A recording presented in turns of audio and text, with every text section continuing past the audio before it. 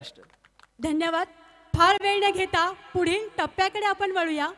युवांचे श्रद्धास्थान क्रांतीदूत आदरणीय दादासाहेब यांच्या चरणी प्रार्थना. त्यांनी उपस्थितांशी हितगुज करावे, आपल्या अमृततुल्य संदेश सिंचनाने आम्हास कृतकृत्य करावे ही आपल्या चरणी आदरपूर्वक विनंती करीत आहे. श्री स्वामी समर्थ.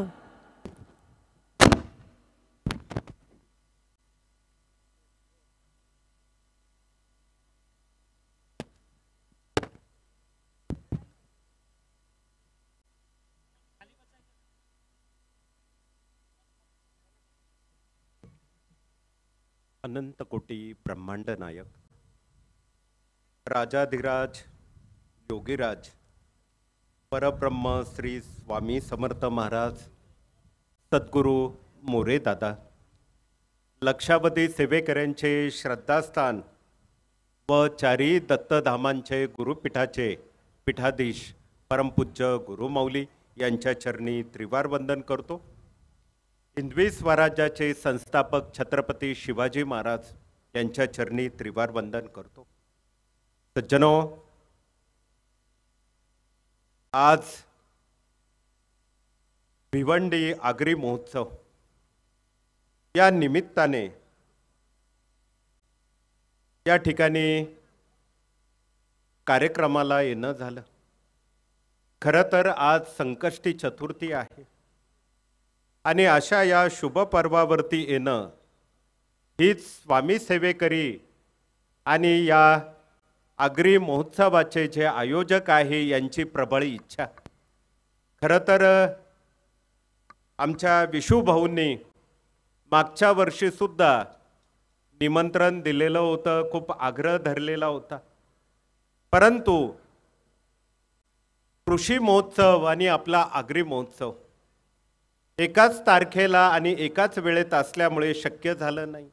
कदाचित महाराजांचं म्हणणं असेल आपल्याला 10व्या वर्षामध्ये आगरी महोत्सवाला न जाता 11व्या वर्षाच्या पदार्पणाला जायचंय, म्हणून हा खरं तर योग आलेला आहे.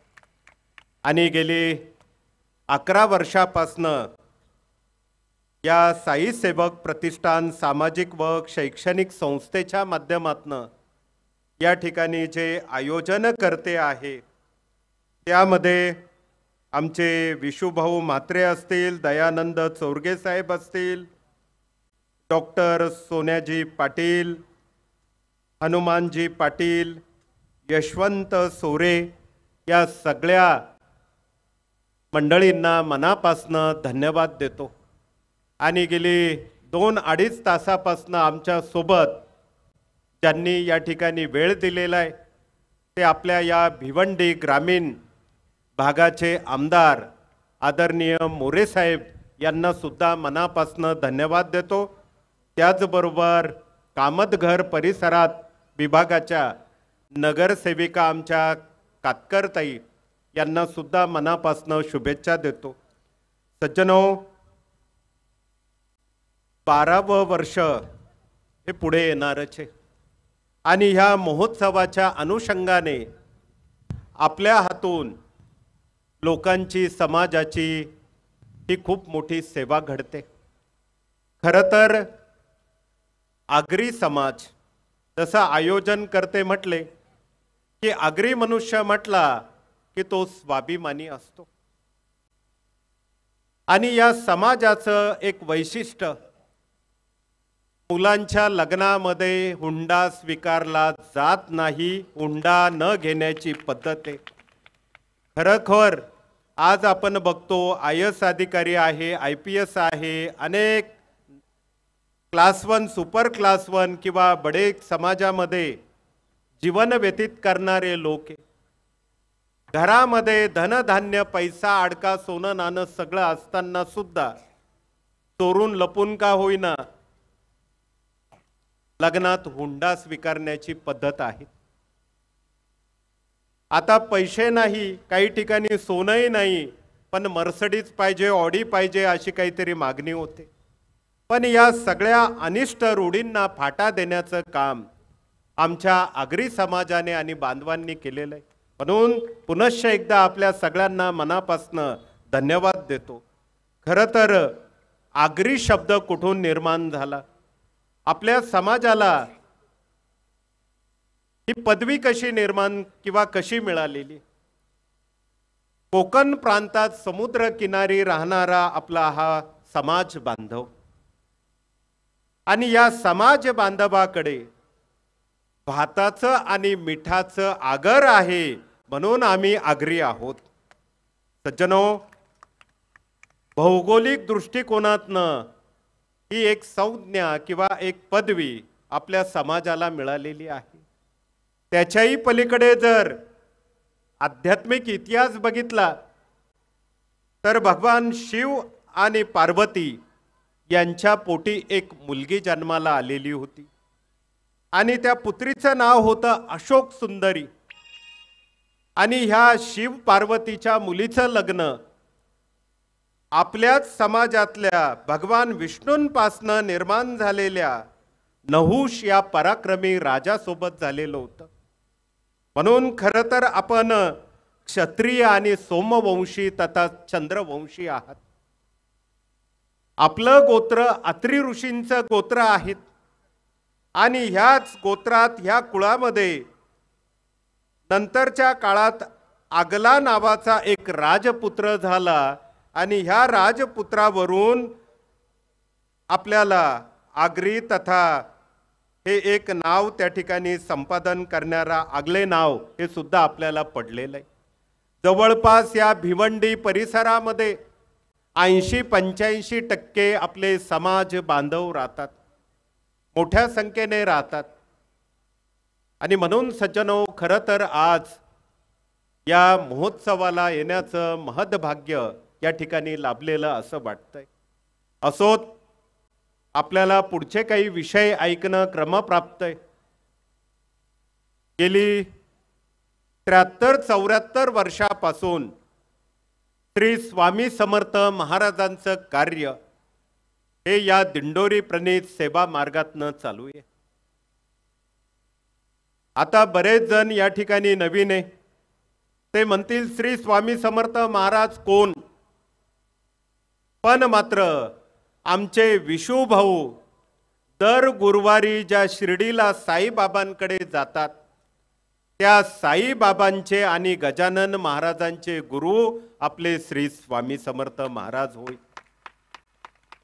दत्त महाराजांचा पूर्ण अवतार म्हणजे श्री स्वामी समर्थ महाराज. स्वामींचं वर्णन एका वाक्यात करावंसं वाटतं, जिथे सगळे असमर्थ, जिथे सगळे असमर्थ तिथे फक्त श्री स्वामी समर्थ. अशा या स्वामींचं कार्य अक्कलकोट नंतर नाशिक जिल्ह्यातल्या दिंडोरी गावातनं सुरू झालेलं आहे. सज्जनो, या कार्याची मुहूर्तमेढ ही एका शेतकरी कुटुंबामध्ये जन्माला आलेल्या विभूतीच्या माध्यमातून झालेली. त्यांना आज आपण सद्गुरू मोरे दादा म्हणतो. 150-200 एकर बागायती शेती, आणि अशा कुटुंबामध्ये 1922 साली 100 वर्षापूर्वी मोरे दादा हे जन्माला आले. दंडकारण्याचं प्रवेशद्वार म्हणून त्या गावाचं नाव आहे दिंडोरी. आणि दिंडोरी गावातल्या सदन शेतकरी कुटुंबात जन्माला आलेले सद्गुरू मोरे दादा, पण मात्र 6 महिन्याच्या असताना वडील वारले. आईचं प्रेम मिळालं, पित्याचं मिळालं नाही, पण छत्रपती शिवाजी महाराजांना बालपणी जसं जिजाऊंचं प्रेम आणि संस्कार लाभले, अगदी त्याच पद्धतीने सद्गुरू दादांना आईचे संस्कार लाभले. आणि त्या संस्कारातनं प्रपंच, शेती हे सगळं करता करता पुढे राष्ट्रसेवा, 1942च्या चले जावच्या आंदोलनामध्ये सद्गुरू मोरे दादांनी होमगार्ड आणि स्वातंत्र्य सैनिक म्हणून सुद्धा देशसेवा केलेली आहे. देश स्वातंत्र्य झाल्यानंतर पुढे म्हणजे 1950 नंतर प्रजासत्ताक दिनानंतर 10 वर्ष समाजकारण, राजकारण आणि लोकांना सुविधा देण्याचं काम सरपंच म्हणून मोरेदादांनी केलेलं आहे. सज्जनो, पुढे त्यांना पिटले महाराज हे गुरु लाभले आणि पुढच्या 40 वर्षाच्या कालखंडात गावोगावी फिरून दुःखिताचे अश्रू पुसून त्यांना स्वामी सेवेकरी करण्याचं काम सद्गुरू दादांनी केलेलं आहे. 1988 साली मोरेदादांचं महानिर्वाण झालं आणि पुढे जबाबदारी आली आपल्या परमपूज्य गुरुमाऊलींकडे. सज्जनो, गुरुमाऊली सुद्धा आपल्याला समजून सांगणं क्रमप्राप्त आहे. दाढी नाही, जटा नाही, भगव बस्त्र नाही आणि पायात खडावा नसताना, गळ्यात माळ नसताना प्रपंच करावा नेटका आणि त्यातनं परमार्थ साधावा, या उक्तीप्रमाणे गुरुमाऊलींचं आज कार्य जवळपास 34 वर्षापासून चालू आहे. सज्जनो, नाहीतर आपण बघतो अनेक संप्रदाय, अनेक बाबा बुवा मंडळी आहे, पण राम जोशी म्हणतात गळ्यात तुळशीची लाकडं, मनात हरीशी वाकडं, काय उद्धरतील ती माकडं. पण अगदी साधे सुधेपणा असणारे आपले गुरुमाऊली आज 18 तास काम करताय आणि ह्या कार्यातनं आणि योगदानातनं आपल्याला सांगावंसं वाटतं की आता हे दिंडोरी प्रणीत स्वामींचं कार्य दिंडोरी, मुंबई, भिवंडी मर्यादित नाही. राज्याच्या 36 जिल्ह्यांसह परराज्य परदेशात 8,000 केंद्र आणि 15 कोटी सेवेकरी या स्वामी कार्याला जोडलेले. हे जोडण्यामागे कारण असे, याचं मूळ कारण की आपल्या मार्गामध्ये कुठलाही भेदभाव नाही. कोण कुठल्या जाती धर्माचा, स्त्री आहे की पुरुष, गरीब आहे की श्रीमंत, ज्येष्ठ की कनिष्ठ, आबाल की वृद्ध, कुठलाही भेदभाव न पाळणं, समसकला पाहू, ही स्वामी महाराजांची विचारधारा. आणि त्याच्याही पलीकडे इथे बऱ्याच भगिनी बसलेल्या आहेत. आपल्याला सांगू इच्छितो की राज्यकर्त्यांनी 33 वरून 50% आरक्षण तुम्हाला दिलेलं आहे, पण मात्र या स्वामी कार्याने कुठलंही आंदोलन न करता 100% आरक्षण आणि संरक्षण दिलेलं आहे. नारी तू नारायणी या उक्तीप्रमाणे. त्याच्याही पलीकडे या कार्यामध्ये कुठल्याही प्रकारची अंधश्रद्धा नाही. अध्यात्म आणि विज्ञान, ज्याला वेद विज्ञान म्हटलं जातं, हा अनोखा संगम आपल्याला या कार्यामध्ये अनुभवायला मिळतो, पाहायला मिळतो. आणि म्हणूनच हे कार्य आज 7 समुद्राच्या पलीकडे गेलेलं आहे. आपल्याला सांगू इच्छितो, नेपाळ असो, जर्मनी असो, ऑस्ट्रेलिया असो, दुबई, अमेरिका असो तथा UK, या परदेशामध्ये कार्य करत असताना एक गोष्ट लक्षात आली की अगदी दुबई सारखा मुस्लिम देश, मुस्लिम शहर, त्या ठिकाणी सुद्धा आपल्या हिंदू बांधवांबरोबर मुस्लिम लोक सुद्धा स्वामींच्या आरतीला केंद्रामध्ये येत असतात. म्हणून या ठिकाणी सगळ्या जातीला, धर्माला दुःखमुक्त करण्याचं काम हे स्वामी आशीर्वादाने गुरुमाऊली करताना दिसतंय. आणि हे सगळं कार्य निशुल्क आहे, कुणाकडनं 1 रुपयाची अपेक्षा नाही. ते विषय आपण पुढे घेणारच आहोत. पण सज्जनो, या कार्याची महती आज 7 समुद्रा पलीकडे गेलेली आहे. आणि आपल्याला सांगू इच्छितो की कार्यातलेच बरेचसे उपक्रम आज आपल्याला ह्या आगरी महोत्सवामध्ये प्रत्यक्ष पाहायला मिळत आहेत. जेव्हा त्या प्रवेशद्वारातनं आतमध्ये आलो, त्या ठिकाणी कल्याणची खाडी आम्हाला पाहायला मिळाली. तिला आता कसं शुद्ध करता येईल म्हणून या पदाधिकाऱ्यांनी डोळ्यासमोर स्वच्छता अभियान सुद्धा ठेवलेलं आहे. हे सगळं करता करता आम्हाला 12 बलुतेदार दिसले. त्यामध्ये लोहार आहे, कुंभार आहे, साळी माळी, कोळी मांग, सगळ्या जातींना या ठिकाणी प्रत्यक्ष बघण्याला आणि त्यांची जी कला संस्कृती आहे ती जाणून घेण्याला आपल्याला संधी पण मिळते. हे सगळं होता होता सेंद्रिय शेती आणि आमच्या विषय भाऊ आणि सगळ्या पदाधिकाऱ्यांना आवड आहे. कारण इंग्लिश मीडियम कॉन्व्हेंटमध्ये शिकणाऱ्या मुला मुलींना शेती काय आहे हे आज कळत नाही. आज जर शहरातल्या एखाद्या विद्यार्थ्याला विचारलं तुमच्या घरी दूध कोण आणतं किंवा कोण दूध देतं, ते म्हणतात दूधवाला आणून देतो, भैया येतो. गाय देते का म्हैस देतं हेच माहित नाही. टमाटा खायला मिळतो पण टमाट्याचं झाड पाहायला मिळत नाही. हातसडीचे तांदूळ आजकाल मिळत नाही. गावरान भाजीपाला दिसत नाही.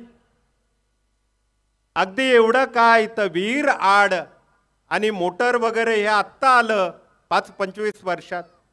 पूर्वी बैलजोडी आणि त्या मोठा हाकून आपले पूर्वज शेतीला पाणी भरायचे. हे सगळं लाईव्ह आपल्याला या ठिकाणी पाहायला मिळतं. आणि म्हणून खरं तर आज नक्की महोत्सवाला सत्संगाला आलेलो आहे की आपल्या भारतीय संस्कृती आगरी संस्कृतीचं प्रदर्शन पाहायला आलेलो आहे हाच प्रश्न या ठिकाणी पडलेला आहे. खूप चांगल्या प्रकारे प्रदर्शन या ठिकाणी भरवलेलं आहे. मनापासून धन्यवाद. आणि हेच विचार आपल्या स्वामींचे आणि गुरुमाऊली या मार्गाचे. सज्जनो, आज गुरुमाऊली म्हणताय गाव तेथे केंद्र आणि घर तेथे सेवेकरी. तास दीड तासापूर्वी आपल्या कामत घर या ठिकाणी जाण्याला संधी मिळाली. भगिनी आतुरतेने वाट पाहत होत्या आणि त्यांच्या मनात की महाराजांना या ठिकाणी कायमची जागा मिळावी. आणि आमच्या नगरसेविका ताई आमदारांच्या समोर म्हणाल्या नक्कीच आम्ही 100% स्वामींच्या केंद्राला त्या ठिकाणची जागा देणार. हा एक श्री गणेश आजच्या संकष्टीला झालेला आहे. परंतु सज्जनो, गाव तेथे केंद्र आणि घर तेथे सेवेकरी म्हणजे नक्की काय? केंद्र कशाला म्हणतात? का केंद्राची गरज आहे प्रत्येक नगराला आणि गावाला? का सेवेकरी व्हावं? म्हणून आपल्याला सांगू इच्छितो की जिथे स्वामींचं एक केंद्र उभं राहतं तिथलं एक पोलीस स्टेशन कमी होत असतं. मग आमचे कदम साहेब या ठिकाणी हजेरी लावली, त्यांचे सहकारी इथे. तुम्ही म्हणाल केंद्र आणि पोलीस स्टेशन काय संबंध आहे? सज्जनो, आज आपण बघतो नगर असो महानगर असो गाव पातळी संस्कार नसल्यामुळे गुन्ह्यांची संख्या वाढताना दिसते. व्यसनांची संख्या वाढते, घटस्फोटाची संख्या वाढते, मनोरुग्ण आत्महत्येचं प्रमाण वाढतंय. आणि या सगळ्या गोष्टी जर आपल्याला कमी करायच्या असतील तर स्वामींच्या केंद्राशिवाय पर्याय नाही. गुन्हा घडल्यानंतर मग पोलीस, वकील, न्यायाधीश, शिक्षक किंवा मग तो निर्दोष. पण गुन्हा घडू नये याकरता हे संस्कारमय केंद्र आपल्या वस्तीत नगरात असणं अपेक्षित आहे. हे त्याच्या मागचं कारण आहे. पण मात्र अनेकांनी प्रश्न केला का हो केंद्र केंद्र काय का म्हटलं जातं? आमच्याकडे देवळं मंदिरं ह्या संकल्पना आहे. मग केंद्र काय? देवाची आळवणी जिथे होते त्याला देऊळ म्हटलं जातं. मनाला धीर जिथे मिळतो त्याला मंदिर म्हटलं जातं. पण मात्र स्वामी महाराजांच्या अशा 4 भिंती असं व्याटपीठ की ज्या ठिकाणी कुठलाही भेदभाव न पाळता आलेल्या दुःखिताला विनामूल्य सेवा आणि मार्गदर्शन दिलं जातं, त्या व्यासपीठाला स्वामींचं केंद्र म्हटलं जातं. खरं तर हे केंद्र एक गॅरेज आहे. तुम्ही म्हणाल 4 व्हीलर 2 व्हीलर 4 व्हीलर करता नाही, 2 पायाच्या माणसाचं जे खातात पितात वाईट वागतात. वाल्याचा ऋषी करण्याची किमया खरं तर ह्या गॅरेज तथा केंद्रातनं आपल्याला करणं क्रमप्राप्त आहे. म्हणून गाव तेथे केंद्र ही संकल्पना आहे. आणि आपल्याला सेवेकरी का म्हटलं जातं? सज्जनो, भक्त, भाविक, शिष्य, अनेक उपाध्या आपल्या धर्मामध्ये, पण सेवेकरी कुणाला म्हटलं जातं? जो 4 नियम पाळतो. ज्याने विठ्ठल मात्रा घेतली त्याने पथ्य सांभाळावी. मग 4 नियम कुठले? नंबर 1, परधन माती समान. नंबर 2, परस्त्री माते समान. नंबर 3, निर्व्यसनी राहणं. नंबर 4, शुद्ध शाकाहार घेणं. हे 4 नियम पाळून जो रोज स्वामींची नित्यसेवा करतो, 11 माळा 3 अध्याय, महाराज आणि गुरुमाऊली त्या भाविकाला सेवेकरी ही पदवी देतात. जगातली सगळ्यात श्रेष्ठ पदवी आहे. म्हणून सज्जनो, हे 4 नियम आणि नित्यसेवा. पण मात्र आता नित्यसेवा विषय आला, त्यालाच प्रश्नोत्तरातनं दिलेलं मार्गदर्शन किंवा विनामूल्य सेवा म्हटलं जातं. मग काय केलं पाहिजे? कशा करता केलं पाहिजे? अहो, देव तर दिसत नाही, मग देवदेव करून काय मिळणार? अनेकांचा प्रश्न कानावर पडत असतो.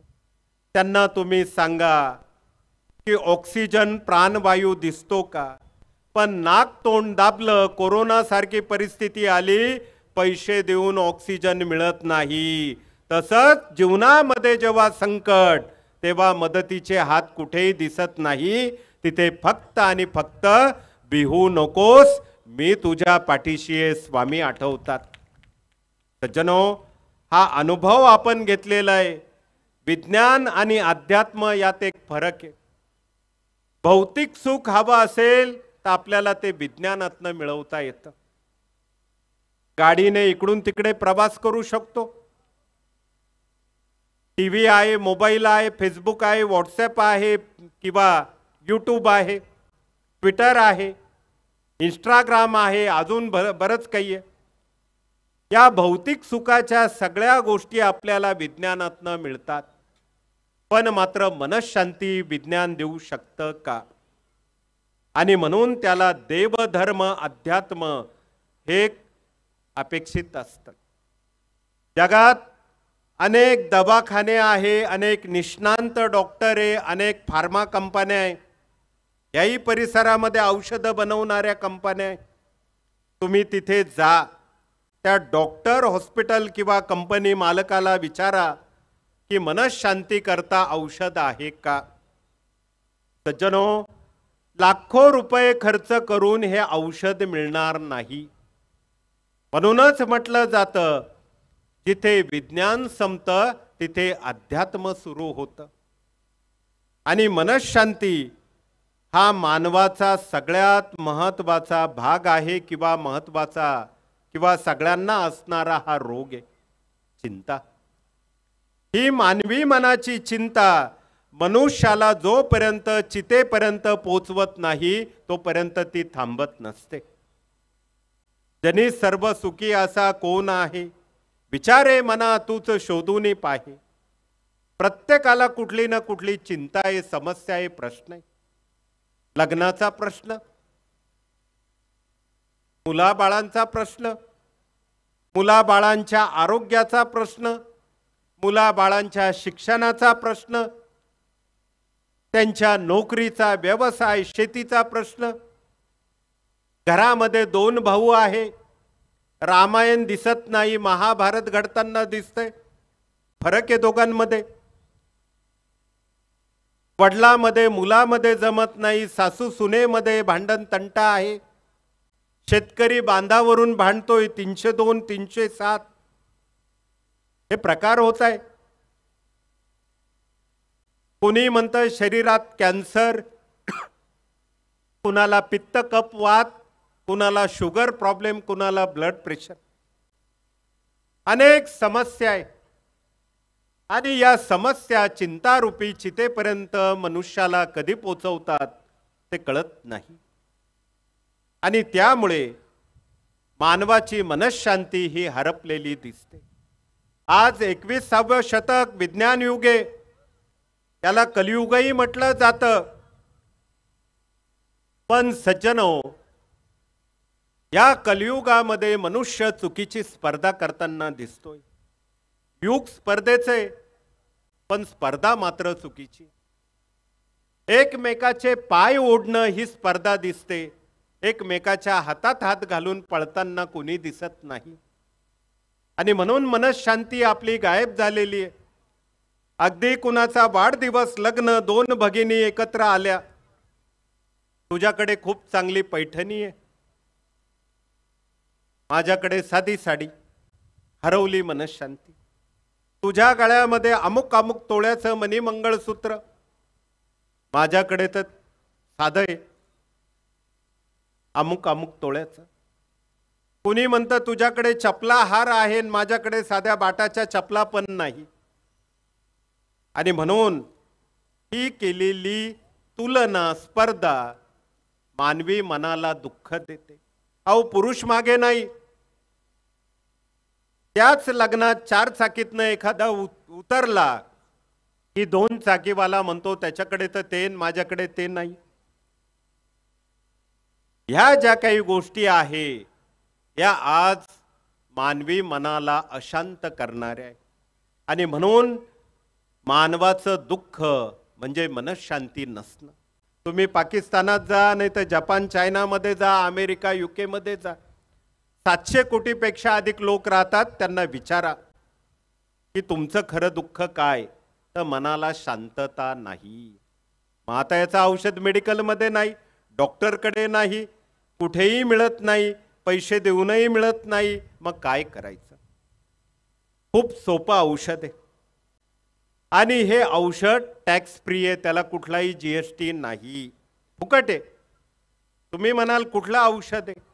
सज्जनो, जो सेवेकरी रोज स्वामींचं चिंतन करतो तो क्षणात चिंतामुक्त आयुष्य जगतो. त्याला केंद्र म्हणतात, त्याला सेवेकरी म्हणतात. आणि म्हणून चिंतामुक्त होण्याकरता स्वामींचं चिंतन करा. कसं करा? प्रश्नोत्तरातनं सांगितलं जातं. रोज 11 माळा स्वामींचा जप करा. माळ कशी धरायची? ही मृगी मुद्रा. आपल्या मराठी गावंढळ भाषेत त्याला हरणाचं, गाईचं तोंड आपण म्हणू. अंगठा 4 नंबरचं बोट, माळ लॉक करायची. मधलं बोट मध्यमा शनी, एक मणी जपायचा.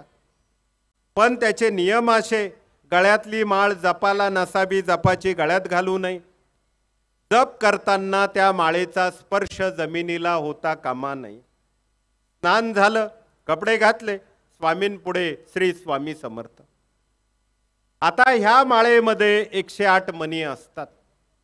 एका डॉक्टरने प्रश्न केला, का हो, माळकरी असो नाही तर माळ जप करणारा सेवेकरी असो, त्यांच्या माळेमध्ये 108 मणीच का? आपल्या सेवेकऱ्यांना उत्तर देता आलं पाहिजे. ते डॉक्टर होते आणि म्हणून डॉक्टरांना आम्ही प्रश्न केला, डॉक्टर तुमच्याकडे 108 टोल फ्री नंबर? हो आहे म्हणे. तो नंबर 108 डायल केला की रुग्णाला घ्यायला ॲम्ब्युलन्स येते.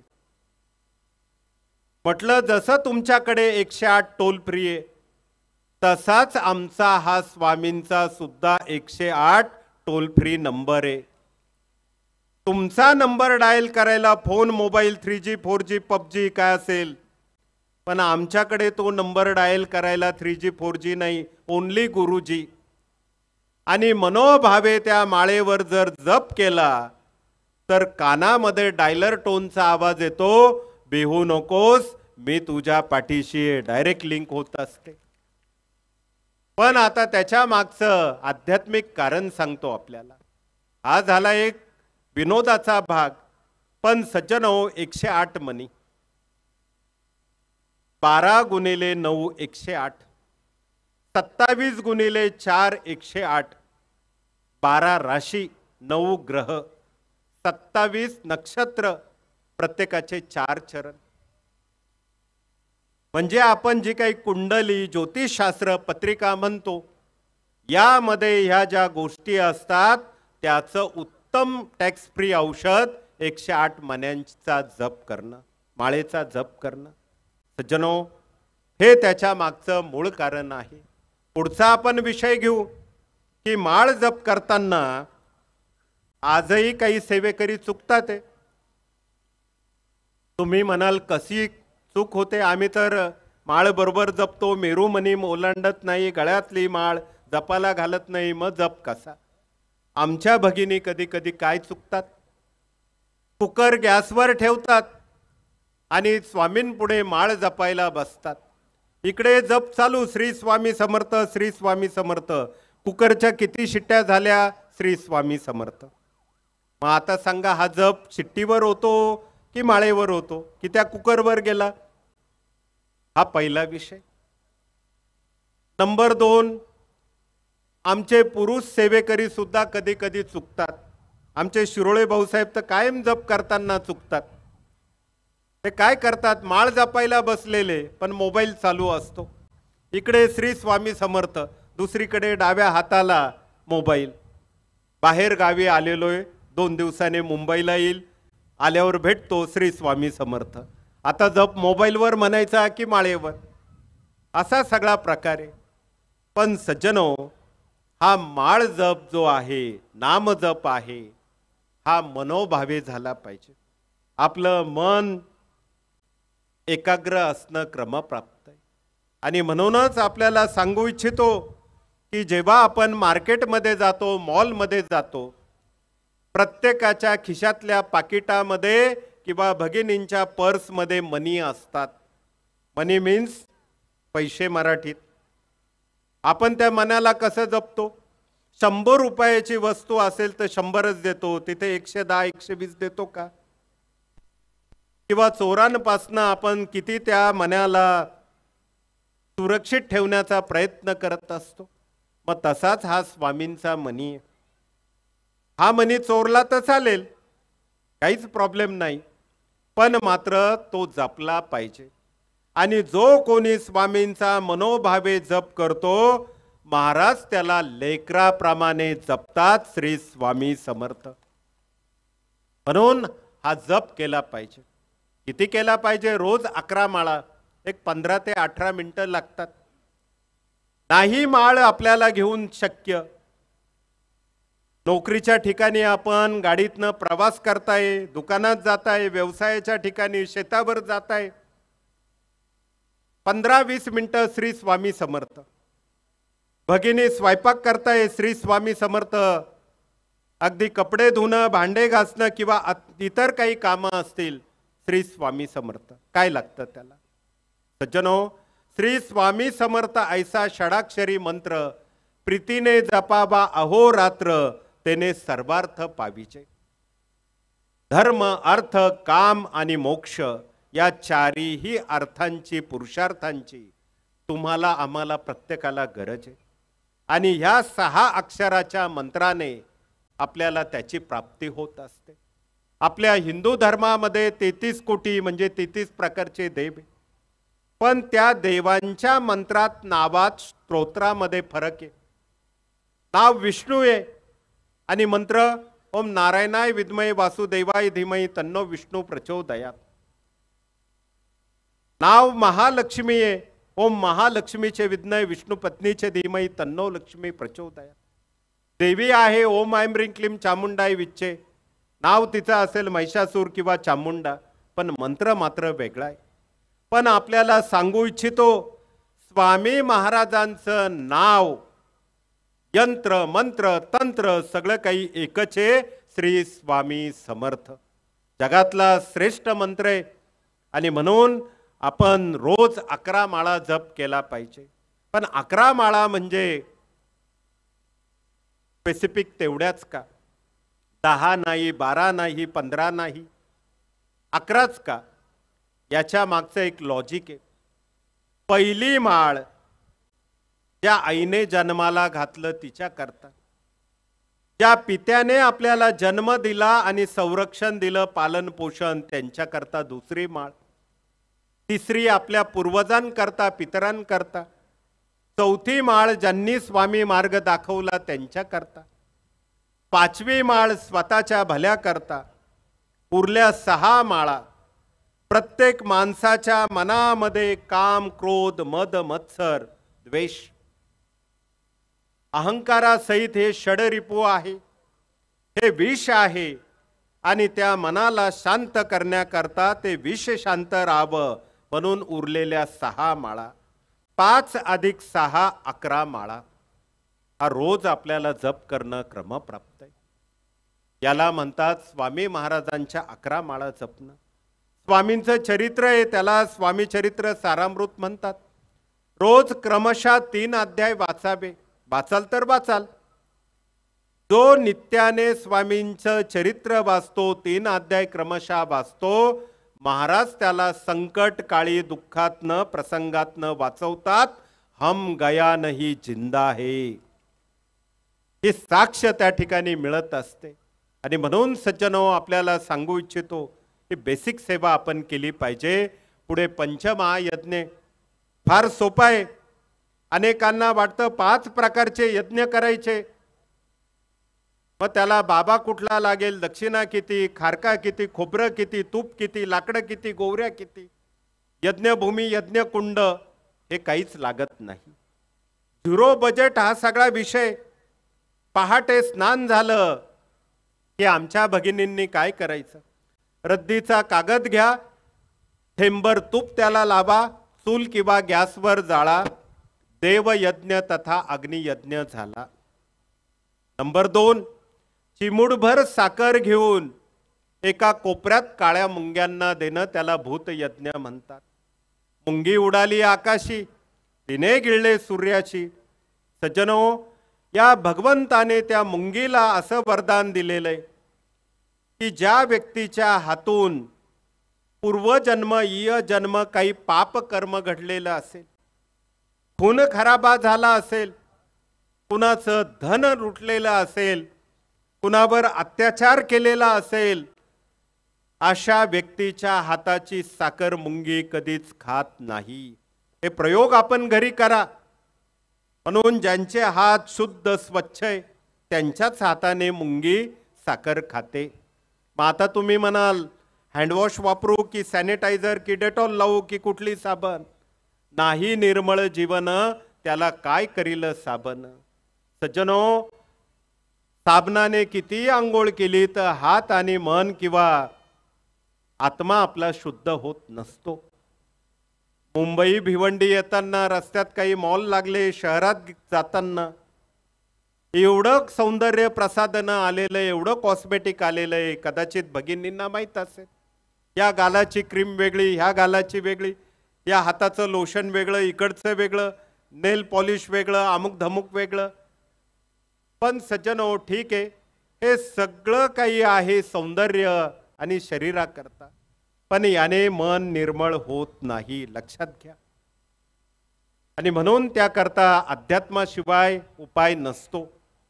ते विषय आपण पुढे घेऊ, पण मात्र मुंगी साखर न खाणं हे त्याच्या मागचं मूळ कारण आहे. त्याला भूतयज्ञ म्हणतात. स्वयंपाक झाला की कौलावर, दक्षिण भिंतीवर किंवा टेरेसवर कावळ्याला घास देणं.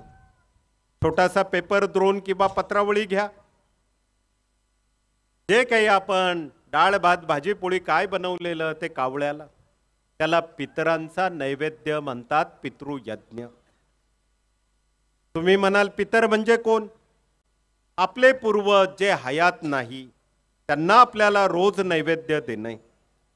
आता बरेच लोक म्हणतात ते तर गेलेले, मग गेलेल्या व्यक्तीला नैवेद्य त्या कावळ्याला नक्की काय भानगड आहे? सज्जनो, या मागे विज्ञान आहे, या मागे धर्मशास्त्र पण आहे. कावळा हा आपला पितर नाही, लक्षात घ्या. नाहीतर आम्ही सगळ्यांना सांगितलं असतं रामाचं, कृष्णाचं, मारुतीचं अन्य मंदिर न बांधता कावळ्याचे मंदिर बांधा. आजी आजोबाई, पणजी पंजोबाई त्यांचे. कावळा यमराजाचा द्वारपाल आणि तो पक्षी बनून या पृथ्वी तलावर आलेला आहे. ज्या कुटुंबात कोणी आत्महत्या केली असेल, कुणाची हत्या झाली असेल, कुणाचा अकाली मृत्यू, अपघाती मृत्यू झाला असेल, स्वप्न अपूर्ण राहिलं असेल, गेलेल्या व्यक्तीच्या श्राद्धाला पिंडाला कावळा शिवत नाही. का शिवत नाही? तर तुमच्या आमच्यापेक्षा एक वरद दृष्टी ही त्या काख पक्षाला कावळ्याला भगवंताने दिलेली आहे. तुमच्या आमच्या डोळ्यामध्ये 3 डायमेन्शन इफेक्ट आहे. लांबी किती, उंची किती, खोली किती आपल्याला कळतं. पण याच्या पलीकडे 4 डायमेन्शन इफेक्ट हा जो आहे तो कावळ्याच्या डोळ्यात आहे. त्याला अदृश्य आत्मा दिसतो आणि म्हणून अशा वेळी पिंडाला तो कावळा शिवत नाही. हे धर्मशास्त्र आहे. पण सज्जनो, पितृपक्षामध्ये आपण रोज कावळ्याला तांदळाची खीर, भाताची खीर म्हणतो आपण, नैवेद्याला देत असतो. का? तर त्याच्या मागे विज्ञान असे. भाद्रपदातल्या कृष्ण पक्षामध्ये कावळ्याच्या पोटात अंड निर्मिती होते आणि म्हणून आपल्या ऋषी मुनींनी सांगितलं त्या कावळ्याला सकस आहार द्या. एखाद्या भगिनीच्या पोटात बाळ असेल, त्या बाळाच्या आणि भगिनीच्या प्रकृती करता आपण जसं तिला डिंका असेल, काजू बदाम खारका असेल, लाडू किंवा तत्सम आहार देत असतो. सकस भोजन शक्तिवर्धक. आणि म्हणून पूर्वाचार्यांनी सांगितलं कावळ्यांना काय द्या? तांदूळ दुधात शिजवा आणि त्याची खीर त्या कावळ्याला द्या. त्यांची उत्पत्ती वाढली पाहिजे. कशा करता? पिंडदाना करता का फक्त? नाही. त्याचं सायन्स असं आहे, कावळा जेव्हा औदुंबर, पिंपळ, वड, कडुलिंब झाडांवरती बसतो, ते फळं खातो आणि त्याच्या पोटातनं जिथे कुठे विष्टेतनं ती बी पडते त्या झाडाची 100% वृक्षरोपण होतं. आणि हे सगळी देशी झाडं 100% आपल्याला ऑक्सिजन देतात. प्रदूषण मुक्तीचं काम ते करत असतात. मग झाडं लावण्याचं काम कोण करतं? आपला बंगला असेल, घर असेल, कुठेतरी टेरेसवर किंवा टॉयलेटचा एखादा पाईप लीक असेल, तिथं पिंपळाचं, वडाचं फांदी आलेली असते. मग तिथं आपलं वन खातं जाऊन झाडं लावतं का? नाही. तर कावळ्याच्या विष्टेतनं पडलेली बी आणि तिथे ते वृक्षरोपण. बघा, म्हणून याला पितृयज्ञ असं म्हटलं जातं. पुढचा विषय, गाईला घास देणं, याला ऋषी यज्ञ म्हणतात.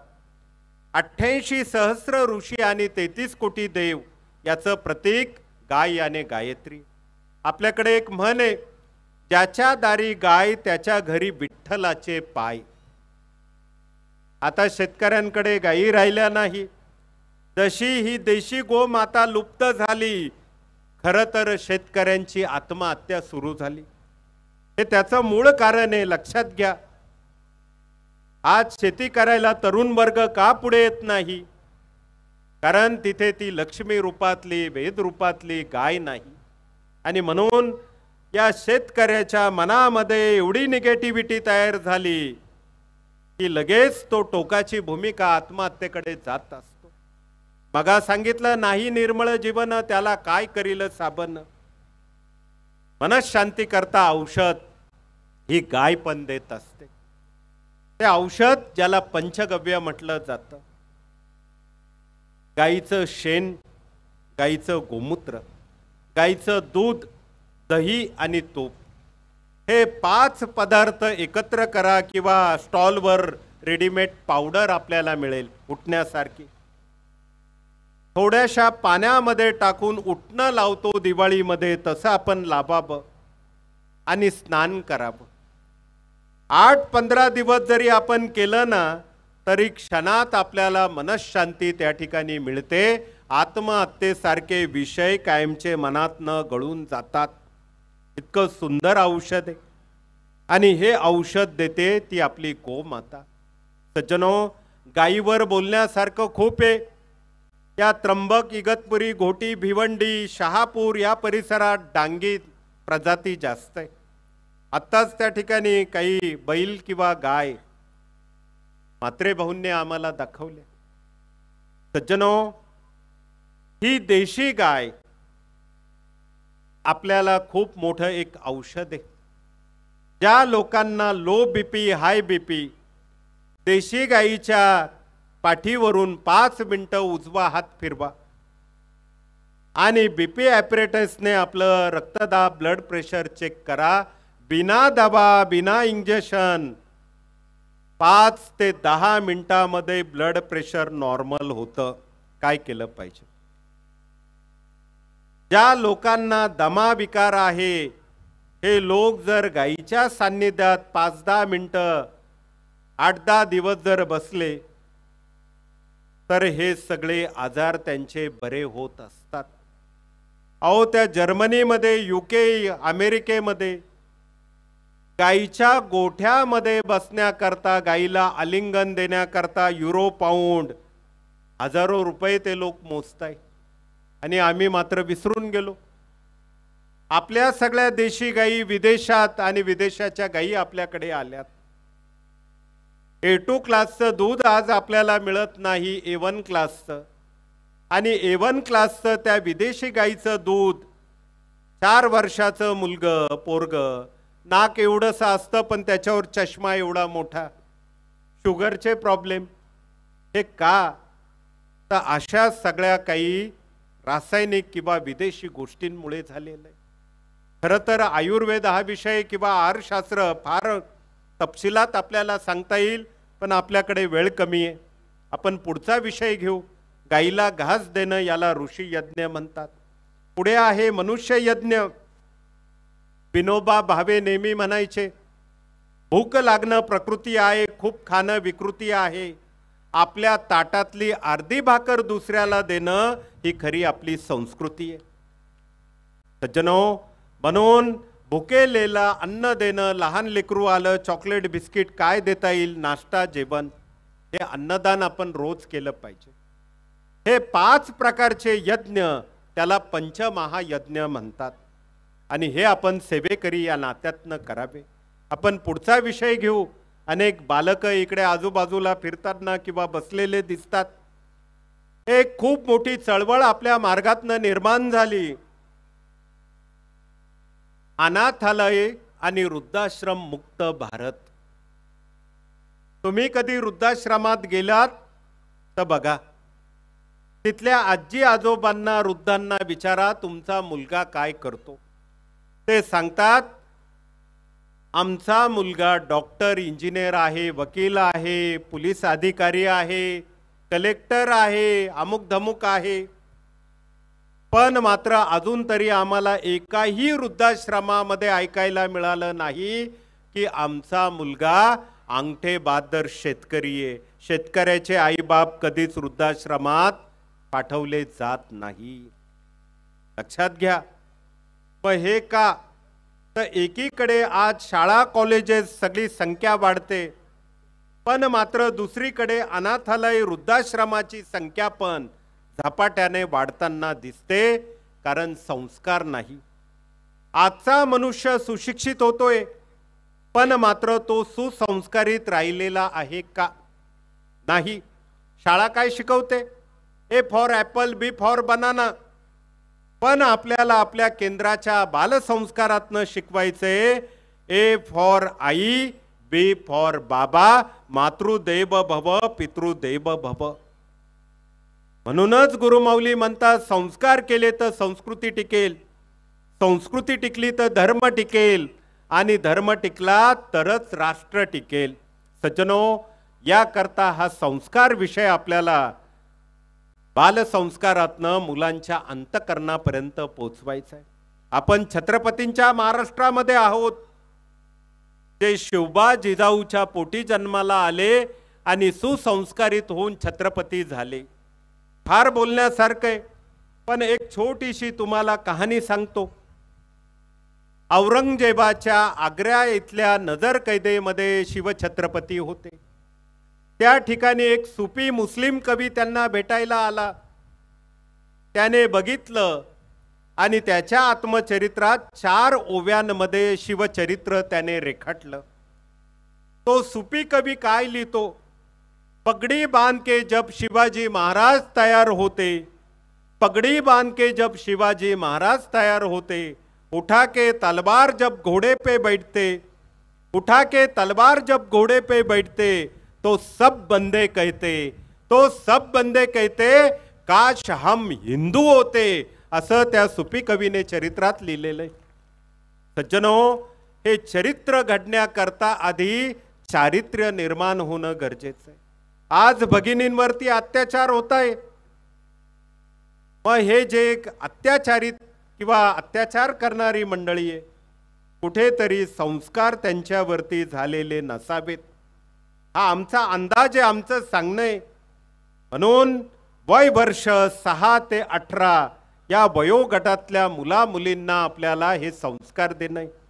पहाटे उठणं, स्नान करणं, स्नान झाल्याबरोबर कपडे घातल्यानंतर ह्या मुला मुलींनी जगातले सगळ्यात श्रेष्ठ गुरु आणि चालते बोलते घरातले देव म्हणजे आपले जन्मदाते आई वडिले, त्यांच्या पायावर डोकं ठेवून दर्शन घेणं, त्यांच्या पायाचं तीर्थ घेणं, हे खरं केलं पाहिजे.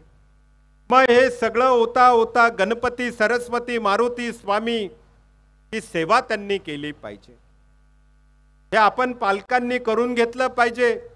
आपण सहज म्हणतो मुलं फार बिघडली. मुलं बिघडली नाही, ती सुधरवायला आपण कमी पडलेलोय. त्यांच्याकडे बोट करून चालणार नाही, उरलेले बोट आपल्याकडे. म्हणून सज्जनो, शनिवार रविवार केंद्र आणि बालसंस्कार हे आपण घेतले पाहिजे, हा सांगण्याचा विषय. हे सगळं होता होता आमच्या न्यू कळवा भगिनींनी, सेवेकरी भगिनींनी मराठी अस्मिता, भारतीय संस्कृती त्याचं प्रदर्शन लावलेलं आहे. दर कार्यक्रमात मुंबईमध्ये ठाणा, पालघर असो, 5 झोन कळव्याच्या भगिनी त्या ठिकाणी अस्मितेचं प्रदर्शन लावत असतात. हे सणवार व्रतवैकल्य प्रदर्शन म्हणजे काय, ते मनोरंजन आहे का, एंटरटेनमेंट आहे का? नव्या पिढीला असं वाटतं पूर्वी डिश टीव्ही नव्हती, रेडिओ नव्हता, फेसबुक नव्हतं आणि म्हणून आमचे पूर्वज असं काहीतरी करायचे. पण सज्जनो, मनोरंजन नाही, त्या मागे सुद्धा सायन्स आहे. अगदी मागील 8-10 दिवसापूर्वी आपण मकर संक्रांत हा सण साजरा केला. तिळगुळ घ्या, गोडगोड बोला. अध्यात्म आहे, मानसशास्त्र आहे, विज्ञान त्याच्या मागे. अध्यात्म काय सांगतं? सूर्य मकर राशीत, मकर संक्रांत. सोपा विषय. चूक भूल देणे घेणं, एकमेकाच्या हातावरती तिळगुळ गोड पदार्थ. बाबा रे, काही चुकलं बोलण्यातनं, वागण्यातनं, माफ कर, आणि आता गोडगोड बोल, गोडगोड वाग. पण विज्ञान काय? मकर संक्रांतीपर्यंत थंडी वाढत असते आणि थंडी वाढली की हाडं दुखतात, वात होतो, सर्दी, कफ, खोकला होत असतो. आणि म्हणून आपल्या पूर्वाचार्यांनी सांगितलं की थंडीमध्ये मकर संक्रांतीसह आपण तीळ आणि गूळ एकत्र करून खा. हे त्याच्या मागचं कारण आहे. आणि जो व्यक्ती तीळ आणि गूळ एकत्र करून खातो त्याला सर्दी, कफ, खोकला होत नाही, त्याचे हाडं दुखत नाही. म्हणून मकर संक्रांत सण प्रदर्शन आहे. गुढी पाडव्याला कडुलिंबाची फांदी लावतात का? 2-3 पानं जर कडुलिंबाची चावून खाल्ली तर आयुष्यामध्ये डायबिटीस नाही, कॅन्सर नाही, उष्णतेचे विकार होत नाही. आणि म्हणून सज्जनो, हे सगळे सणवार व्रतवैकल्य मराठी अस्मितेच्या माध्यमातून आपल्याला पुढे दाखवणं क्रमप्राप्त आहे. आपण पुढचा विषय घेणार आहोत, आरोग्यम धनसंपदा. अनेक लोकांना वाटतं याच्याजवळ बंगला आहे, गाडी आहे, सोनं नाणं आहे, तो माणूस श्रीमंत आणि सुखी. पण आमचं म्हणणं आहे, जो व्यक्ती दिवसभर कष्ट करतो आणि झोपेचं कुठलंही औषध न घेता रात्री 15 मिनिटात झोपी जातो, तो माणूस जगात सगळ्यात श्रीमंत आणि सुखी असतो. मग असं सुख मिळण्याकरता, श्रीमंती मिळण्याकरता काय केलं पाहिजे? सज्जनो, त्याकरता आपलं आरोग्य चांगलं राहिलं पाहिजे. आरोग्य चांगलं राहण्याकरता आपण काय केलं पाहिजे? एक त्याचा नियम आहे. आदरणीय मंत्री महोदय या ठिकाणी आलेले, स्वामी परिवारातर्फे आगरी परिवारातर्फे त्यांचं या ठिकाणी स्वागत करतो। आदरणीय कपिलजी पाटील साहेब, श्री स्वामी समर्थ।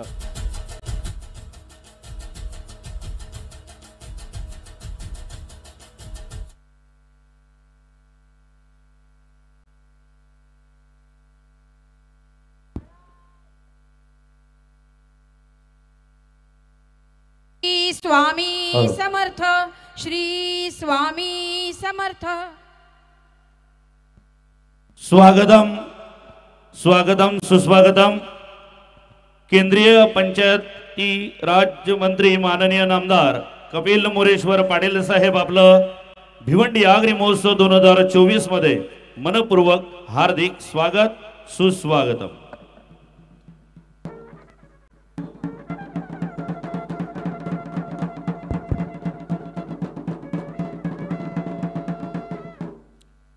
आपण आलो आरोग्य विभागाकडे।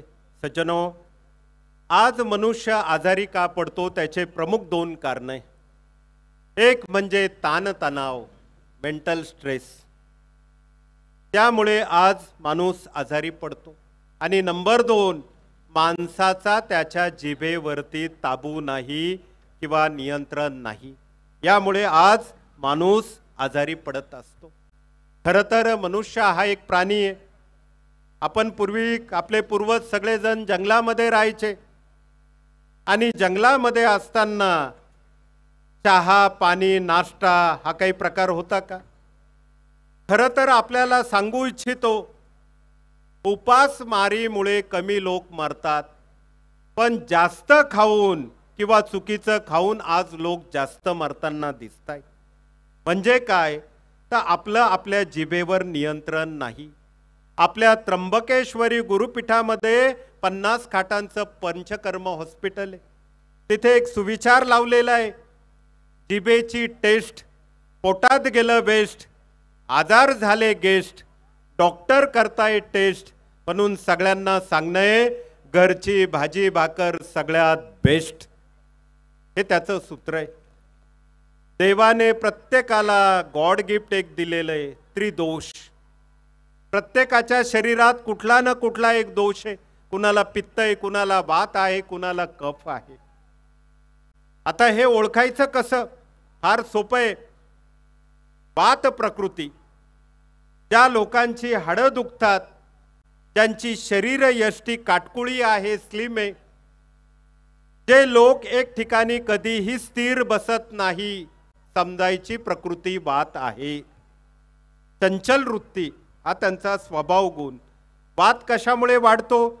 वच्या भाज्या खाण्यात आल्यानंतर। उभ्या महाराष्ट्राचं आवडतं एक भाजी किंवा फळ आहे वांग। वांग आलं, वालवड आलं, वाटाणा आला, हे खाण्यात आलं की 100% वात वाढतो। मग आता वात वाढलेला आहे, त्याला उपाय काय? त्याला आजीबाईचा बटवा, देशी गाईचं साजूक तूप रोज आपण जेवणात 1-1, 2-2 चमचे घ्यावं। जसं गाडीला ग्रीस ऑइल लागतं, तसं ते तूप आपल्या शरीरात हाडांना लुब्रिकंट म्हणून काम करत असतं। दोन्ही आहारात ठेवलं तर उत्तम आहे। आणि ज्या लोकांचे हाडं दुखतात त्याला फार सोपा एक उपाय, विशेष करून आमच्या भगिनी, तुम्हाला ईश्वराने 2 पण दिलेले, एक म्हणजे तुमच्याशिवाय घराला घर पण नाही आणि तुमच्याशिवाय बाळंतपण नाही। स्वामी तिन्ही जगाचा परी आई विना भिकारी, दत्त महाराज अनुसूयेच्या पोटी जन्माला आले की नाही, गुरुचरित्रात दिलेले। आणि म्हणून बाळंतपण घरपण हे करताना 40-50 नंतर प्रत्येक भगिनीचं म्हणणं, मान पाठ कंबर दुखते, टाचा हाडं वाढलेले आहे, पोटऱ्या वगैरे त्या ठिकाणी त्रास होतोय, डॉक्टर म्हणतात डेफिशियन्सी ऑफ कॅल्शियम, कॅल्शियमची कमतरता आहे। मग आता कॅल्शियमच्या गोळ्या खाऊन साईड इफेक्ट किडनी फेल करण्यापेक्षा सोपा इलाज आहे।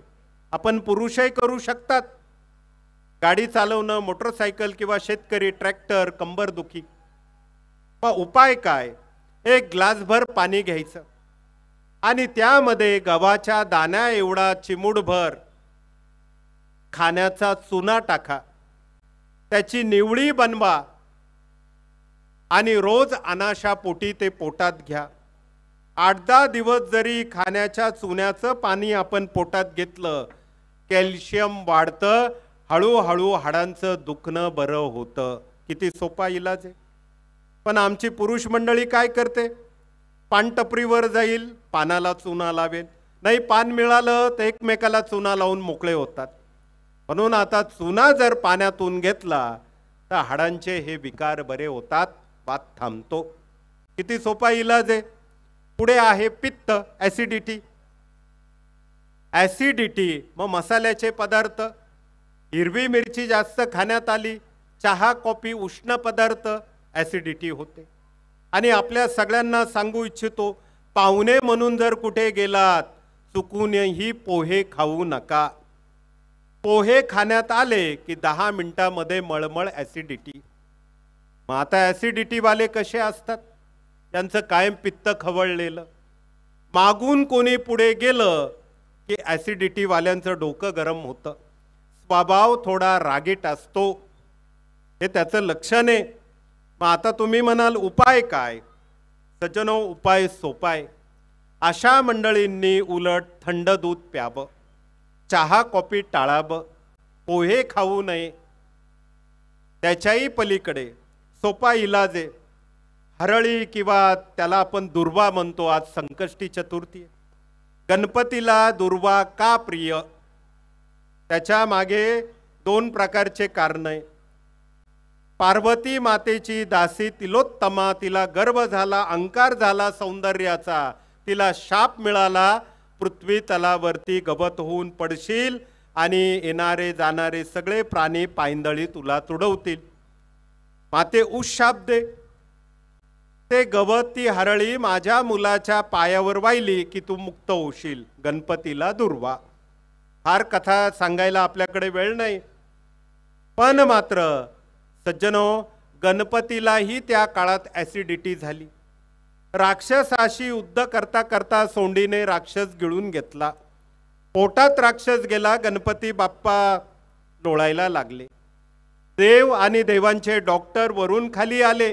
डॉक्टर अश्विनी कुमार नाडी परीक्षण केलं आणि शिव पार्वतीला सांगितलं, तुमच्या बाळाला ॲसिडिटी झाली, पित्त झालं, पोट दुखतंय.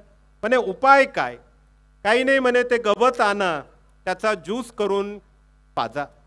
10 मिनिटामध्ये पोटदुखी थांबली. गणपती उड्या मारायला लागले.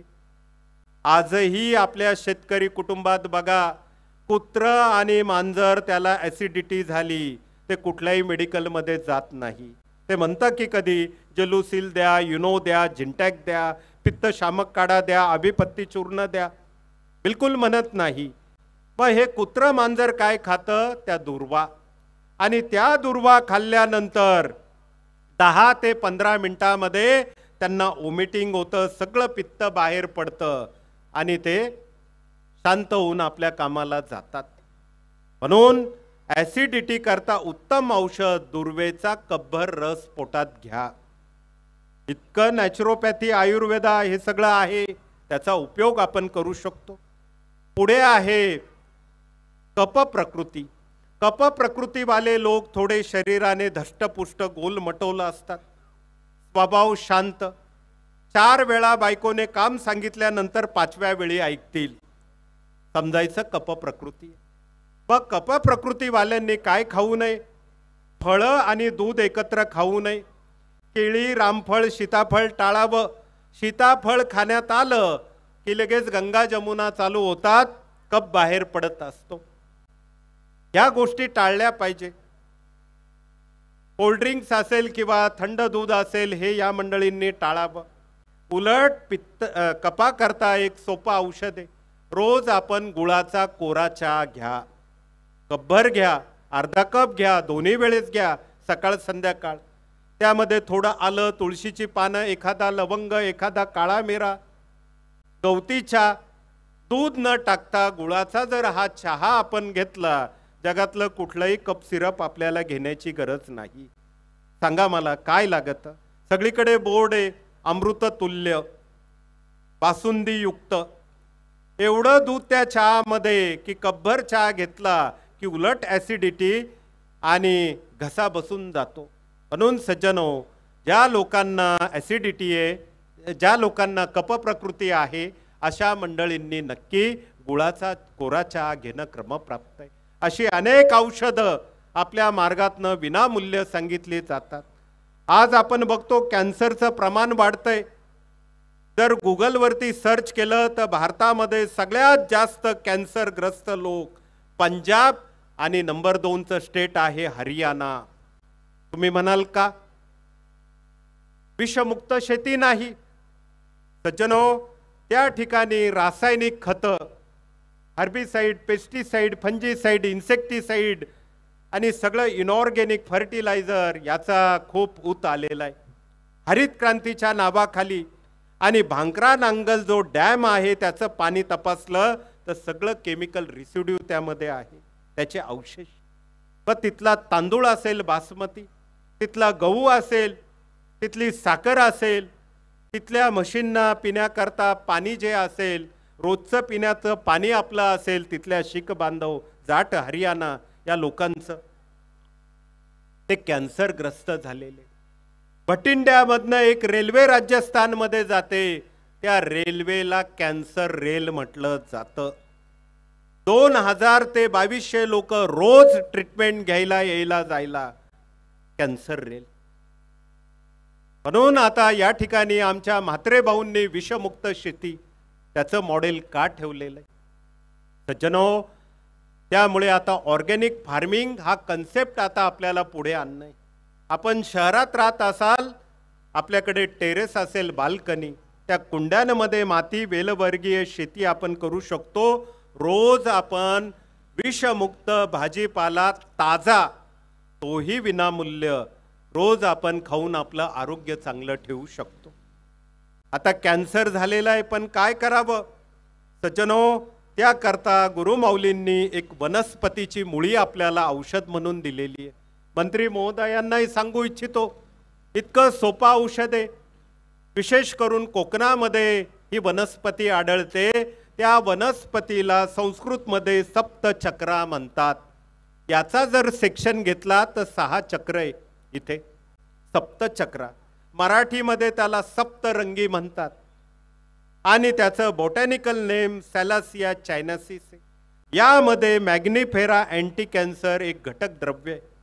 चंदन घासतो त्याप्रमाणे दगडावर, सहाणीवर पाणी टाकून घासा, चाटण घ्या. 40 दिवसामध्ये 5-5, 6-6 बायोप्सी किंवा केमोथेरपी घेतलेले काही रुग्ण आज चांगलं आयुष्य जगताय, चांगलं जेवण स्वतःच्या हाताने घेताय. काय केलं पाहिजे? म्हणून सगळ्या कॅन्सरला अमृत संजीवनी म्हणून ही मुळी काम करत असते.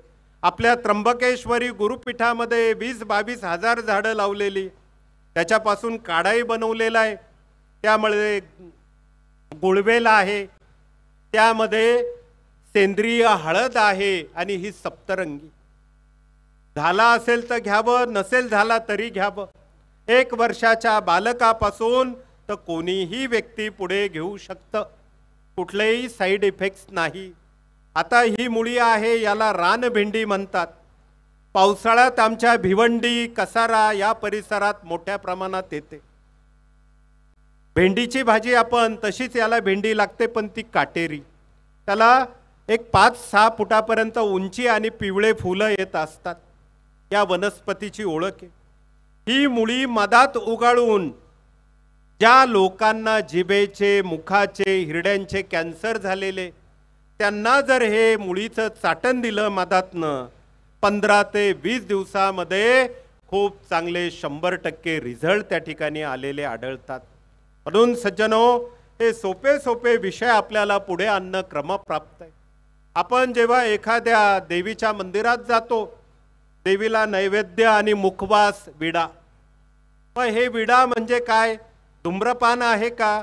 गोवा मावा गाय छाप? बिलकुल नाही. लक्षात घ्या, विडा खाणं याचा अर्थ खाल्लेलं अन्न लवकर पचन करणं. त्याकरता विडा असतो. मुकुंद विडा, गोविंद विडा, मुखवास म्हणतो आपण. अनेक देवांच्या ताटालाही तो विडा असतो. मग याचा उपयोग काय? खूप सोपा आहे. ज्या लोकांच्या शरीरात रक्तात हिमोग्लोबिन RBC कमी झालेलं आहे, लाल पेशी, मग द्या आम्हाला रक्त, द्या आम्हाला रक्त. सज्जनो, आपल्याला सांगू इच्छितो, सेवेकऱ्यांनी रक्तदान करायचं असतं, रक्तदान कधीही घेण्याचं कारण नाही. म्हणून कालच्या 26 जानेवारीला उभ्या भारतामध्ये शेकडो हजारो केंद्रांमध्ये आपण रक्तदान ठेवलं आणि आपल्याला आनंदाने अभिमानाने सांगतो 2500पेक्षा अधिक पिशव्या आपण शासनाला रक्ताच्या दान म्हणून दिलेले आहे. मग हे रक्त वाढण्याकरता RBC लाल पेशी वाढण्याकरता उपाय काय? जेवण झालं की 2 पानं घ्यायची खाण्याची, नागवेलीची. नागवेलीची पानं म्हणतात त्याला. त्यावरती चिमूटभर जिरं, त्याचा विडा बनवा, त्याला एखादा लवंग टोचा आणि जेवण झाल्यानंतर चावून खा. दोन्हीही जेवणानंतर हे करा. 4 ते 5 दिवस करा आणि 5व्या किंवा 6व्या दिवशी आपण आपलं ब्लड टेस्ट करा. 100 नाही 200% RBC आपलं नॉर्मल रक्त वाढलेलं असेल. म्हणून हे जे काही सणवार व्रत वैकल्य या मागे हे सायन्स आहे, हे विज्ञान आहे. सज्जनो, याकरता विषय खूप आहे, किती बोलावं, वेळ कमी पडतोय. खरं तर 8 वाजताची आपल्याला सांगतेला वेळ दिलेली होती, पण आता म्हात्रे साहेब, पाटील साहेब जरा 8चे 8:30 झाले, बरेच विषय. पण तरीही सज्जनो, विषमुक्त शेती हाही विषय आपण डोळ्यासमोर ठेवला पाहिजे. या कार्यातनं शेकडो हजारो मुला मुलींची लग्न लावलेली आहे आणि आनंदाने सांगू इच्छितो, आजपर्यंत एकाही मुला मुलीचा घटस्फोट झालेला नाही. लग्न लावणं तसं सोपं आहे, पण घटस्फोट होऊ नये म्हणून काय? याला अध्यात्म संस्कार विषय. लग्नामध्ये तांदूळ, अक्षदा, आशीर्वाद, क्षमा, तादम्य, तो अखंड तांदूळ हळदीच्या पाण्यामध्ये भिजवलेला, पिवळा केलेला, शुभमंगल सावधान. पण आता तुम्ही आम्ही लग्नाला जातो, त्या अक्षदा वाहिल्या जातात की फेकल्या जातात? मग देव न मानणारे नास्तिक म्हणतात, का हो त्या पवित्र धान्याला, अक्षदेला तुम्ही फेकतात, पायंदळीत उडवतात, वेस्ट ऑफ ग्रेन म्हटलं जातं. नासाडा आहे हा सगळा धान्याचा. मग सज्जनो, काय तर मंत्र पुष्पांजली आपण केंद्रात करतो. खरं तर तसं आपण त्या मुला मुलीच्या उपवर, वधूवर असेल त्यांच्या डोक्यावर त्या अक्षदा वाहिल्या पाहिजे. बोलण्याकरता खूप काही आहे लग्नाविषयी, पण मात्र मगाच सांगितलं, आपल्या आगरी समाजामध्ये हुंडा न घेण्याची पद्धत आहे. खरं तर हे सुसंस्कारित समाजाचं आणि व्यक्तीचं लक्षण मानलं जातं. आम्ही त्र्यंबकेश्वर भागात असतो, तिथे आदिवासी मोठ्या प्रमाणात आहे. ते आदिवासी सुद्धा आपल्या सुशिक्षित पांढरपेशी लोकांना काहीतरी सांगताय, शिकवताय. त्यांच्याकडे अशी संस्कृती आहे, मुलगी जन्माला आली तर त्या मुलीची पूजा करण्याची प्रथा आदिवासी समाजामध्ये आहे. तिथेही मुलाला हुंडा दिला जात नाही, उलट आहे तिथे. उलट तिथे मुलींना हुंडा दिला जातो, म्हणून स्त्री भ्रूण हत्या हा प्रकार तिथे नाही. लक्षात घ्या. अजून तरी आमच्या कानावर आलं नाही का एखाद्या लेकीवर, आदिवासी भगिनीवर अत्याचार, बलात्कार झाला. का तर त्या मुलीची पूजा करणं, तिला देवी नारायणीचं स्वरूप देणं ही प्रथा आहे. आणि म्हणून हे संस्कार आणि संस्कृती आता आपल्याला जगापुढे आणणं काळाची गरज आहे. असोत, बोलण्याकरता विषय खूप आहे. अजून आपल्याला एक गोष्ट सांगू इच्छितो. सज्जनो, गुरु माऊलींनी एक स्वप्न डोळ्यासमोर ठेवलेलं आहे आणि त्या स्वप्नाला मुहूर्तमेढ करण्याला प्रारंभ झालेला आहे. ते स्वप्न म्हणजे 1000 खाटांचं मल्टी स्पेशालिटी असणारं चॅरिटेबल हॉस्पिटल, सद्गुरू मोरे दादा चॅरिटेबल मेडिकल हॉस्पिटल. 15 डिसेंबरला गुरु माऊलींनी पायाभरणी केली. आजच्या या तारखेला आपल्याला महिना दीड महिन्यामध्ये सांगू इच्छितो, या हॉस्पिटलची पायाभरणी खोदकाम हे पूर्ण झालेलं आहे. आता कॉलम उभे राहत आहे, त्याचं कॉन्क्रिटीकरण चालू आहे. येत्या 1.5 ते 2 वर्षामध्ये हे 7 माळ्याचं हॉस्पिटल उभं करून कमीत कमी 500 खाटा तरी उभारून आपल्याला गोरगरिबांना मोफत तथा माफक आरोग्य सेवा द्यायची आहे. म्हणून आपण म्हणतो रुपयाचं दान पुण्य महान. हे कसं चालतंय? आज प्रत्येक सेवेकरी आपल्या कष्टाचा 1 रुपया बाजूला ठेवतोय. घरामध्ये हम दो हमारे दो 4 सदस्य, रोजचे 4 रुपये बाजूला आहे. महाराज आमचे कुटुंब प्रमुख आहे, त्या प्रमुखांचा 1 रुपया 5 रुपये. महिन्याला होतात 5 गुणिले 30, 150 ते 151 रुपये. आणि 151 किंवा ज्याची जशी मानसिकता असेल, आर्थिक परिस्थिती असेल, तो व्यक्ती 150, 200, 250, 300 रुपये. त्या जनकल्याण योजनेच्या माध्यमातून आपल्या बँकेच्या अकाउंटमधून हॉस्पिटल ट्रस्टच्या अकाउंटमध्ये ऑनलाईन तो भरणा ऑटोमॅटिक करतोय. स्टँडर्ड इन्स्ट्रक्शन म्हणतात, SI किंवा ECS म्हटलं जातं, इलेक्ट्रॉनिक करंट जी सर्व्हिस आहे, करन्सी सर्व्हिस, त्या माध्यमातून हे सगळं चालतंय. कुणाच्या हातात रुपये देण्याचं कारण नाही. मग माझा रुपये खरंच हॉस्पिटलला पोचला की नाही? आपल्याला बँकेचाही मेसेज येतो आणि हॉस्पिटलचाही मेसेज, धन्यवाद म्हणून आपला रुपया हॉस्पिटलला पोचला, धन्यवाद. श्री स्वामी समर्थ. सज्जनो, आज जवळपास 1.25 लाखापर्यंत आपण पोचलेलो आहे. पण मात्र उद्दिष्ट आपलं मोठं आहे. त्यामुळे पालघर असो, भिवंडी तथा ठाणा असो किंवा 5 झोन मुंबई असो, सगळ्या सेवेकऱ्यांना सांगू इच्छितो, घरातल्या प्रत्येक सदस्याने आपलं जनकल्याणचं सभासद व्हावं. प्रत्येक कुटुंबासाठी, कुटुंबातल्या प्रत्येकासाठी, प्रत्येक परिवारासाठी, परिवारातल्या प्रत्येक सदस्यासाठी आपल्याला जनकल्याणमध्ये भाग घेणं क्रमप्राप्त आहे. आणि हे करता करता हा आरोग्य सेतू आपल्याला उभा करायचा आहे. सज्जनो, रामेश्वर ते श्रीलंका प्रभू रामचंद्रांनी राम सेतू वानरांच्या मदतीने उभा केलेला आहे. आणि आपल्याला सांगू इच्छितो, आपले गुरु माऊलींचं नाव सुद्धा श्रीराम आहे आणि आपण सेवेकरी त्यांची वानर सेना आहोत. फक्त आता आरोग्य सेतू उभा करायचा आहे. येताना प्रत्येकाला वाटायचं पायाला हात लावू का, पायाला हात लावू का? पण आपल्या सगळ्यांना सांगू इच्छितो, आमच्या पायाला हात लावू नका.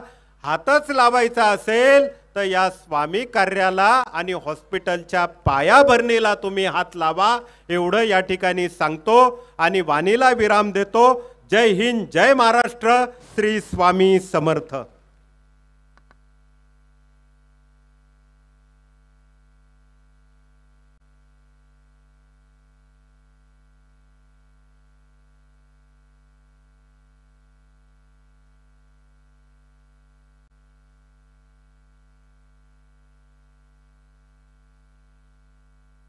कोटी कोटी धन्यवाद दादा. हॅलो मित्रांनो, आज भिवंडी आगरी महोत्सवामध्ये भव्य सत्संग सोहळा आणि अमृततुल्य हितगुज आदरणीय श्री